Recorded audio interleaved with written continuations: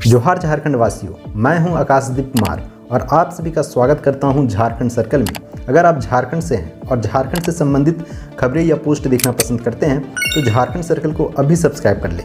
Jharkhand circle की ओर से आज के लिए आपसे सवाल। झारखंड के किस नगर को स्टील नगर के नाम से जाना जाता है? Option A Dumka, option B Jamshedpur, option C Ranchi, option D Jamtara. आप इस सवाल का जवाब आप हमें कमेंट के माध्यम से दे सकते हैं। अब आइए देखते हैं झारखंड से आज की बड़ी खबरें। पहले सूखा और अब किसानों पर बारिश की मार, खेत में रखी सब्जी और धान खराब, बड़ी चिंता। झारखंड में बेमौसम की बारिश ने किसानों की चिंता बढ़ा दी है। बता दें कि झारखंड के कई हिस्सों में चक्रवर्ती तूफान मिचांग के कारण इन दिनों बारिश हो रही है। इससे धान और सब्जी की फसलों को नुकसान होने की आशंका है। सबसे अधिक जिन फसलों को नुकसान होने की आशंका है उनमें धान और आलू के साथ मौसमी सब्जियों की फसल है। इस साल लेट मानसून के कारण राज्य में धान की बुआई में विलंब हुआ है। झारखंड के एक बड़े हिस्से में धान की फसल पककर तैयार है, अब इनकी कटाई होनी है। ठीक इसी समय बारिश होने से इन खेतों के किसान अब परेशानी में पड़ गए हैं।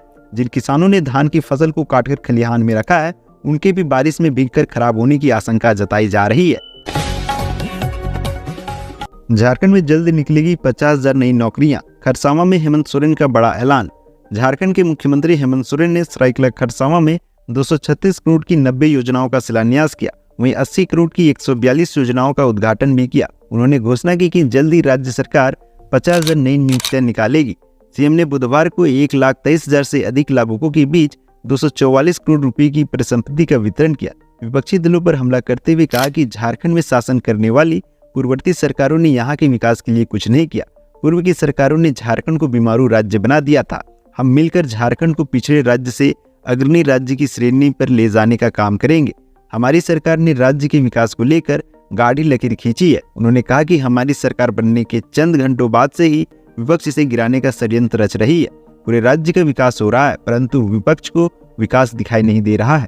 सरायकेला खरसावां के नीमडी ईचागढ़ पंचायत में आयोजित शिविर में आए लाभुकों से ऑनलाइन संवाद भी किया। खरसावां के गोंदपुर मैदान में आयोजित आपकी योजना आपकी सरकार आपके द्वार कार्यक्रम को संबोधित करते हुए कहा कि राज्य के हर कोने में सरकार पहुंचेगी। अबुआबाद सबका आवास बनेगा। रोटी कपड़ा और मकान सभी की जरूरत है। सीएम ने कहा कि 15,000 किलोमीटर ग्रामीण सड़क का निर्माण कराया जाएगा और वनोपज के लिए भी न्यूनतम समर्थन मूल्य तय होगा। Jharkhand weather update. झारखंड में गुरुवार को भी बारिश का पूर्व अनुमान, न्यूनतम तापमान घटेगा, बढ़ेगी ठंड।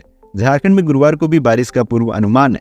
रांची मौसम विज्ञान केंद्र के मुताबिक बुधवार को रांची सहित आसपास के जिलों में हल्के से मध्यम दर्जे की बारिश हुई। मौसम विभाग का कहना है कि बारिश के बावजूद अगले कुछ दिनों में न्यूनतम तापमान में बदलाव की संभावना नहीं है। अभी झारखंड का औसत न्यूनतम तापमान 20 डिग्री सेल्सियस के आसपास बना हुआ है। मौसम विभाग का कहना है कि जब गुरुवार के बाद बारिश थमेगी तो न्यूनतम तापमान में 2 से 3 डिग्री की गिरावट आएगी। इसके बाद सुबह और शाम को ठिठुरन महसूस होगी। झारखंड में युवाओं को नौकरी नहीं मिलती है तारीख। 2015 वाली जेएसएससी सिजल परीक्षा 2024 तक पहुंची। झारखंड राज्य कम दामनी फिल्म का सेट ज्यादा लगता है। झारखंड में भले ही दामनी फिल्म की तरह कोर्ट रूम ड्रामा नहीं है लेकिन तारीख पर तारीख जरूर मिलती है। झारखंड में छात्रों की हालत सनी देओल और मीनाक्षी शेषाद्री वाली हो गई है। अंतर केवल इतना है कि दामनी फिल्म में लड़ाई न्याय की थी और यहाँ नौकरी के लिए, लेकिन नतीजा वही है। मिलती दोनों को तारीख पर तारीख ही है। हालांकि दामनी फिल्म 3 घंटे की ही थी और अंत में मीनाक्षी शेषाद्री को न्याय मिल भी जाता है। लेकिन झारखंड में छात्रों का संघर्ष दशकों पुराना है। बेचारे लड़ तो रहे हैं लेकिन नौकरी नहीं तारीख मिल रही है। ईडी दफ्तर नहीं पहुंचे Sahibganj SP Naushad Alam. Sahibganj SP Naushad Alam ED के समन पर बुधवार को ईडी दफ्तर नहीं पहुंचे। नौशाद आलम ने ईडी को पत्र भेजा। पत्र में उन्होंने नहीं आने की वजह बताते हुए अगली तारीख की मांग की है। गौरतलब है कि ईडी की तरफ से यह तीसरा समन जारी किया गया था। जानकारी के अनुसार नौशाद ने पत्र के माध्यम से ईडी अधिकारियों को सूचना दी कि वे आज आने में सक्षम नहीं है। इसकी वजह भी उन्होंने पत्र में लिखी है, इसलिए उन्होंने दूसरी तारीख की मांग की है। दरअसल एजेंसी यह जानना चाहती है कि आखिरकार नौशाद आलम ने किस पॉलिटिशियन या किस सरकारी अधिकारी के कहने पर उन्होंने विजय हांसदा को सुविधाएं प्रदान कराई। पर्दे के पीछे वे कौन लोग हैं जिनके कहने पर गवाह को प्रभावित करने की कोशिश की गई।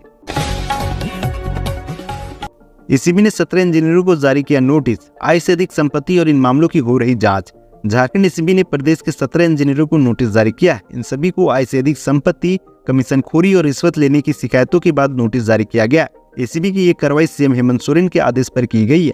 हालांकि एक और खबर के मुताबिक सीएम के आदेश पर ही जल संसाधन विभाग के 37 इंजीनियरों पर कार्रवाई की तैयारी चल रही है। फिलहाल 17 इंजीनियरों को नोटिस जारी की गई है। इन अधिकारियों पर अवैध कमाई के जरिए अकूत संपत्ति अर्जित करने का आरोप है। इन 17 इंजीनियरों पर एसीबी की अलग अलग शाखाओं में आय से अधिक संपत्ति के मामले दर्ज है। एसीबी ने इन सभी से इनकी संपत्ति का ब्यौरा मांगा है। झारखंड में तेजी से घट रही आदिवासियों की आबादी, निशिकांत दुबे ने उठाई जांच और एनआरसी लागू करने की मांग। लोकसभा में बुधवार को भाजपा के निशिकांत दुबे ने झारखंड में आदिवासी समुदाय की आबादी घटने का मुद्दा उठाते हुए इसकी जांच और राष्ट्रीय नागरिक रजिस्टर यानी कि एनआरसी लागू करने की मांग की। निशिकांत दुबे ने शून्यकाल में यह मुद्दा उठाते हुए कहा कि साल 1951 में राज्य में आदिवासी समुदाय की जनसंख्या 36% थी, जो अब घटकर मात्र 24% रह गई है। बोकारो एयरपोर्ट से जल्द शुरू होगी नियमित उड़ान। बोकारो एयरपोर्ट से जल्द ही कमर्शियल उड़ानें शुरू हो जाएंगी। नए साल की 28 फरवरी को बोकारो एयरपोर्ट से यात्री उड़ान भर सकेंगे। इसके बाद नियमित उड़ानें शुरू हो जाएंगी। बता दें कि रांची, देवघर और जमशेदपुर के बाद बोकारो एयरपोर्ट चौथा एयरपोर्ट है जहां से कमर्शियल उड़ानें शुरू हो रही है। इस एयरपोर्ट को सेल बोकारो ने अपनी देखरेख में तैयार किया। पहले यहां से कमर्शियल उड़ानों की अनुमति नहीं थी, अब नागरिक उड्डयन मंत्रालय ने इसकी मंजूरी दे दी है। इसके बाद सेल ने बोकारो एयरपोर्ट से कमर्शियल उड़ानों के तहत दी जाने वाली तमाम सुविधाओं को यहां उपलब्ध कराया है। एयरपोर्ट पर एटीसी टावर, रनवे, फायरफीट, पैसेंजर लॉबी और मेन गेट का काम लगभग पूरा हो चुका है। झारखंड के नए मुख्य सचिव होंगे एल खियांगते। रिटायरमेंट से 3 माह पहले हटाए गए सुखदेव सिंह झारखंड के मुख्य सचिव बदल गए। अब एल खियांगते नए मुख्य सचिव होंगे। मौजूदा मुख्य सचिव सुखदेव सिंह को श्री कृष्ण लोक प्रशासन संस्थान का महानिदेशक बनाया गया। अगले आदेश तक सुखदेव सिंह वहीं पदस्थापित रहेंगे। वहीं वन्य, पर्यावरण और जलवायु परिवर्तन विभाग के अपर मुख्य सचिव एल खियांगते नए मुख्य सचिव होंगे। गौरतलब है कि झारखंड में हेमंत सोरेन सरकार के गठन के तुरंत बाद ही सुखदेव सिंह को राज्य का मुख्य सचिव बनाया गया था। सुखदेव सिंह वर्ष 2020 से ही राज्य के मुख्य सचिव के रूप में काम कर रहे थे। उनको हटाने की वजह क्या है, फिलहाल यह स्पष्ट नहीं हो पाया। गौरतलब है कि एल खियांगते 1988 बैच के भारतीय प्रशासनिक सेवा के अधिकारी है, टीआई के महानिदेशक नियुक्त किए गए हैं। मौजूदा मुख्य सचिव सुखदेव सिंह 1987 बैच के भारतीय प्रशासनिक सेवा के अधिकारी हैं। आदिवासी सेंगल अभियान ने 30 दिसंबर को बुलाया भारत बंद। 30 दिसंबर को सरना धर्म कोड की मांग को लेकर भारत बंद बुलाया गया है। इसका आह्वान आदिवासी सेंगल अभियान ने किया है। इसे लेकर मोराबादी मैदान में बैठक हुई, जिसमें संथाल, हो, मुंडा, उरांव, लोहरा आदिवासी समाज के प्रतिनिधि शामिल हुए। बैठक की अध्यक्षता सेंगल के राष्ट्रीय अध्यक्ष सालखन मुर्मू ने की। बता कि लंबे समय से आदिवासी समुदाय द्वारा सरना धर्म कोड की मांग की जा रही है। इसे लेकर समय समय पर रैलियां, धरना प्रदर्शन आदि होते रहा है। केंद्र सरकार से गुजारिश की जा रही है कि सरना धर्म कोड लागू किया जाए। निरसा में सीआईएसएफ की बड़ी कार्रवाई, अवैध कोयला ढो रहे 11 ट्रैक्टर और 3 बाइक जब्त, अपराधी फरार। झारखंड के निरसा में सीआईएसएफ की टीम ने अवैध कोयला ले जा रहे 11 ट्रैक्टर और 3 बाइक को जब्त किया। इसी के साथ पुलिस ने अवैध रूप से जमा किए गए लगभग 1000 टन कोयला को भी कब्जे में ले लिया। सीआईएसएफ ने ये कार्रवाई गुप्त सूचना के आधार पर की है। अवैध कोयला कारोबारियों के खिलाफ ये कार्रवाई मंगलवार देर रात की गई है। सीआईएसएफ की ओर से बुधवार को इसकी जानकारी दी गई है। सीआईएसएफ अधिकारियों ने बताया कि मौके पर अवैध कोयला कारोबारी और झारखंड राज्य से आज की प्रमुख खबरें यहीं तक। इस वीडियो के बारे में कोई सजेशन या राय है तो हमें कमेंट के माध्यम से अवगत कराएं। बाकी बात आप अपना और अपने परिवार का ख्याल रखें।